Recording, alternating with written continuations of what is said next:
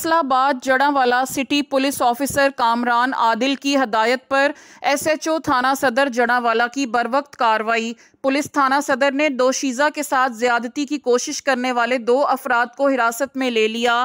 Police ने लड़की की वालिद की मदियत में मुकदमा दर्ज कर लिया। पकड़े जाने वाले सांवल और मोहसिन 353 गाफ बे के रिहायशी हैं। आईजी साहब पंजाब के विजन के मुताबिक औरतों और बच्चों के साथ ज्यादती किसी सूरत बर्दाश्त नहीं की जाएगी। City police officer Kamran Adil, तर्जुमान फैसलाबाद पुलिस।